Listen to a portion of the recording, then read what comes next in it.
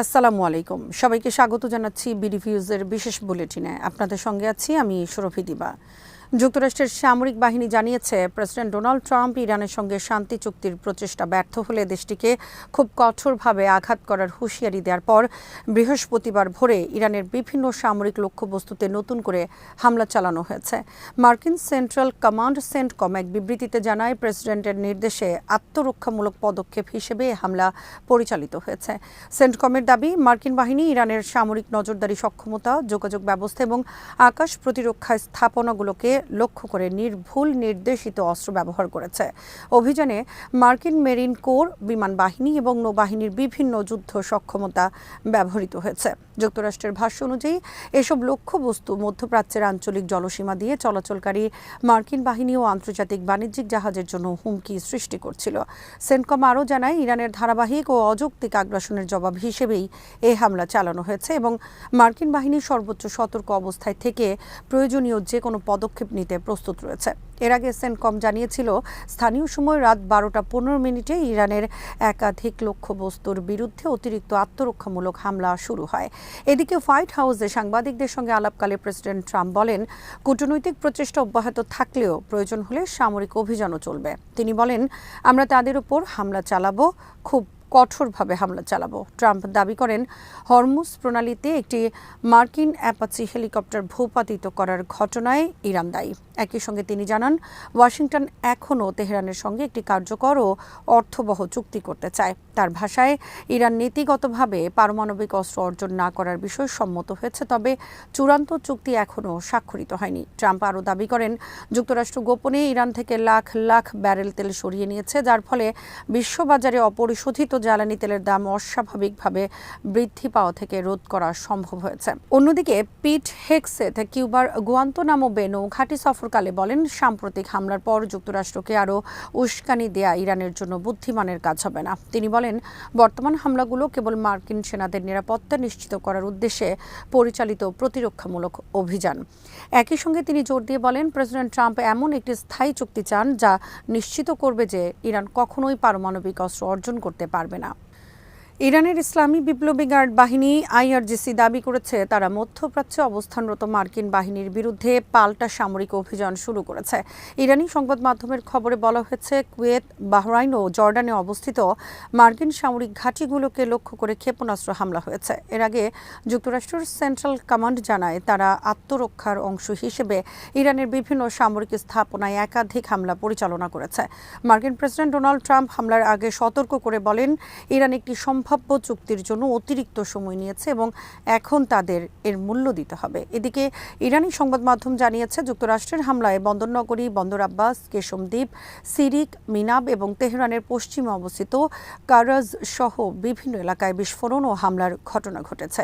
একই সঙ্গে ইরানের মেহের নিউজ এজেন্সি জানিয়েছে, দেশটির সামরিক বাহিনী কৌশলগতভাবে গুরুত্বপূর্ণ হরমুজ প্রণালী দিয়ে সব ধরনের জাহাজ চলাচল, তেলের ট্যাঙ্কার ও বাণিজ্যিক জাহাজ সহ পরবর্তী নির্দেশ না দেওয়া পর্যন্ত সম্পূর্ণভাবে বন্ধ রাখার নির্দেশ দিয়েছে।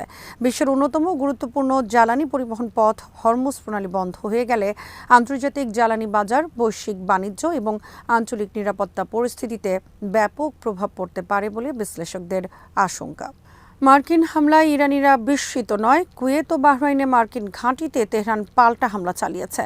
যুক্তরাষ্ট্রের সাম্প্রতিক হামলার জবাব দিতে দেরি করেনি ইরান। ইসলামী রেভলিউশনারি গার্ড কোর আইআরজিসি এবং ইরানের সেনাবাহিনীর দাবি অনুযায়ী, তারা কুয়েত ও বাহরাইনে অবস্থিত একাধিক মার্কিন সামরিক ঘাঁটিকে লক্ষ্য করে পাল্টা হামলা চালিয়েছে। এর ফলে দুই দেশের মধ্যে আবারও এক রাতের তীব্র সামরিক উত্তেজনা সৃষ্টি হয়েছে। উল্লেখযোগ্য বিষয় হলো, এর আগের দিনই উভয় পক্ষ জানিয়েছিল যে একটি অ্যাপাচি হেলিকপ্টার ভূপাতিত হওয়াকে কেন্দ্র করে যে পাল্টাপাল্টি হামলা চলছিল তা আপাতত শেষ হয়েছে। তাই নতুন এই হামলার ঘটনা আন্তর্জাতিক মহলে অনেকের কাছেই অপ্রত্যাশিত হিসেবে দেখা দিয়েছে। তবে ইরানের ভেতরে পরিস্থিতি ছিল ভিন্ন। দেশটির অনেক নাগরিক ও বিশ্লেষকের মতে, যুক্তরাষ্ট্রের পক্ষ থেকে আবারও আকস্মিক হামলা হতে পারে এমন আশঙ্কা আগেই ছিল, বিশেষ করে যখন দুই দেশের মধ্যে নতুন করে আলোচনা ও শান্তি চুক্তির সম্ভাবনা নিয়ে কথা চলছিল। তখনও ইরান ইরানের একটি অংশ বিশ্বাস করছিল যে কূটনৈতিক প্রচেষ্টার আড়ালে সামরিক পদক্ষেপ নেওয়া হতে পারে। তাদের মতে ওয়াশিংটন একদিকে আলোচনার উপর জোর দিলেও অন্যদিকে সামরিক চাপ অব্যাহত রেখেছে। অন্যদিকে যুক্তরাষ্ট্রের অবস্থান হলো তারা ইরানের সঙ্গে দ্রুত একটি শান্তি চুক্তিতে পৌঁছাতে এবং নতুন করে আলোচনা শুরু করতে আগ্রহী। কিন্তু একই সময়ে সামরিক অভিযান ও পাল্টা হামলার ধারাবাহিকতা পরিস্থিতিকে আরও জটিল করে তুলছে। ফলে মধ্যপ্রাচ্য উত্তেজনা আবারও বেড়ে গেছে এবং আন্তর্জাতিক সম্প্রদায় গভীর উদ্বেগের সঙ্গে পরিস্থিতি পর্যবেক্ষণ করছে। উভয় পক্ষের সামরিক পদক্ষেপ ও পাল্টাপাল্টি হামলা কূটনৈতিক উদ্যোগকে দুর্বল করে দিতে পারে বলে আশঙ্কা করা হচ্ছে। আর সংঘাত যদি আরও বিস্তৃত হয় তাহলে তা গোটা অঞ্চলের নিরাপত্তা ও স্থিতিশীলতার উপর গুরুতর প্রভাব ফেলতে পারে। ইরানের প্রেসিডেন্ট মাসুদ পেজিশকিয়ান বলেছেন, দেশের গুরুত্বপূর্ণ অবকাঠামোকে লক্ষ্যবস্তু করার হুমকি কোনো শক্তির প্রকাশ নয়, বরং একটি জাতির অদম্য ইচ্ছা শক্তির সামনে প্রতিপক্ষের হতাশার বহিঃপ্রকাশ। তিনি সামাজিক যোগাযোগ মাধ্যমে এক্সে এক বার্তায় বলেন, গুরুত্বপূর্ণ অবকাঠামোই জনগণের জীবনযাত্রার মূল ভিত্তি। পরিবহন নেটওয়ার্ক, বিদ্যুৎ সরবরাহ ব্যবস্থা, পানি সরবরাহ সহ জনজীবনের সঙ্গে সংশ্লিষ্ট স্থাপনাগুলোকে লক্ষ্যবস্তু করার হুমকি মানবিক মূল্যবোধের পরিপন্থী এবং এটি শক্তির নয়, দুর্বলতার পরিচয় বহন করে। প্রেসিডেন্ট পেজিশকিয়ান আরও বলেন, ইরান কোনো ধরনের চাপ, ভয়ভীতি বা হুমকির কাছে নতি স্বীকার করবে না। দেশের বিশেষজ্ঞদের জ্ঞান, দক্ষতা এবং প্রযুক্তিগত সক্ষমতার উপর আস্থা রেখে ইরান সব ধরনের চ্যালেঞ্জ মোকাবেলা করবে।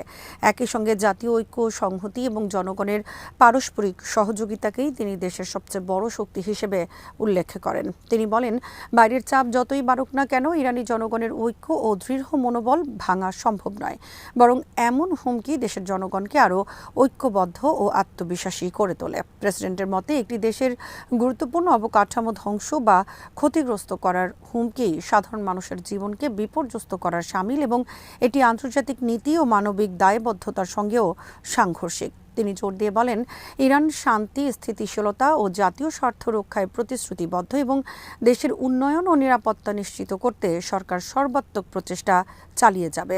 জনগণের সমর্থন, বিশেষজ্ঞদের মেধা এবং জাতীয় সংহতির শক্তিকে ভিত্তি করে ইরান ভবিষ্যতের যে কোনো চাপ ও সংকট দৃঢ়তার সঙ্গে মোকাবেলা করবে বলেও তিনি আশাবাদ ব্যক্ত করেন। জাতিসংঘের মহাসচিব অ্যান্তোনিও গুতেরেস মধ্যপ্রাচ্যে ক্রমবর্ধমান সংঘাত নিয়ে গভীর উদ্বেগ প্রকাশ করে উপসাগরীয় অঞ্চলের জন্য নতুন নিরাপত্তা কাঠামো গঠনের আহ্বান জানিয়েছেন। জাতিসংঘ নিরাপত্তা পরিষদের উচ্চ পর্যায়ের বৈঠকে তিনি বলেন, এই কাঠামো হবে সব দেশের সার্বভৌমত্ব ও আঞ্চলিক অখণ্ডতার প্রতি সম্মান, অভ্যন্তরীণ বিষয়ে হস্তক্ষেপ না করা এবং বহুপাক্ষিক সহযোগিতার ভিত্তিতে। গুতেরেস সতর্ক করে বলেন, মধ্যপ্রাচ্যের সংকট শুধু অঞ্চলেই সীমাবদ্ধ নয়, এটি বিশ্বব্যাপী রাজনৈতিক অস্থিরতা, জ্বালানি ও খাদ্যের দাম বৃদ্ধি, সরবরাহ ব্যবস্থায় বিঘ্ন এবং মানবিক সংকটকে আরও তীব্র করছে। তিনি হরমুজ প্রণালীতে নৌ চলাচলে বাধা দূর, স্থায়ী যুদ্ধবিরতি নিশ্চিত এবং ইরানের পারমাণবিক কর্মসূচি নিয়ে শান্তিপূর্ণ সমাধানের লক্ষ্যে আলোচনার আহ্বান জানান। লেবাননে ইসরায়েল ও হিজবুল্লাহর সংঘর্ষ, বেসামরিক হতাহত এবং বাস্তুচ্যুতি নিয়ে উদ্বেগ প্রকাশ করে তিনি জাতিসংঘের প্রস্তাব 1701 বাস্তবায়ন এবং কূটনৈতিক সমাধানের উপর জোর দেন। একই সঙ্গে তিনি ফিলিস্তিন ইসরায়েল সংকটের স্থায়ী সমাধানে 1967 সালের সীমারেখা ভিত্তিক স্বাধীন ফিলিস্তিন ও ইসরায়েল রাষ্ট্র প্রতিষ্ঠার মাধ্যমে দ্বি-রাষ্ট্র সমাধানকে একমাত্র কার্যকর পথ হিসেবে উল্লেখ করেন। গাজা অব্যাহত মানবিক বিপর্যয়, ত্রাণ কার্যক্রমে বাধা এবং পশ্চিম তীরে সহিংসতা বন্ধের আহ্বান জানিয়ে তিনি বলেন, মানবিক সহায়তাকে কখনোই রাজনৈতিক দর কষাকষির হাতিয়ার করা উচিত নয়। সিরিয়ায় অর্জিত শান্তির অগ্রগতি রক্ষা, ইয়েমেনে মধ্যস্থতা অব্যাহত রাখা এবং বাব আল মানদেব প্রণালীতে নিরাপদ নৌ চলাচল নিশ্চিত করারও আহ্বান জানান তিনি। গুতেরেস বলেন, আন্তর্জাতিক আইন ও জাতিসংঘের প্রস্তাবসমূহ মেনে সব পক্ষকে দায়িত্বশীল আচরণ করতে হবে। তিনি নিরাপত্তা পরিষদকে মধ্যপ্রাচ্যে ন্যায়সঙ্গত ও টেকসই শান্তি প্রতিষ্ঠায় সক্রিয় ভূমিকা নেওয়ার আহ্বান জানিয়ে বলেন, দ্বি-রাষ্ট্র সমাধানের কোনো বিকল্প নেই আর সময়ও নষ্ট করার সুযোগ নেই। আজ এখানেই শেষ করছি। সবাই ভালো থাকুন, সুস্থ থাকুন আর দেখতে থাকুন বিডিভিউজ। চ্যানেলটি ভালো লাগলে সাবস্ক্রাইব করুন, সংযুক্ত থাকুন আমাদের ফেসবুক পেজে। আল্লাহ হাফেজ।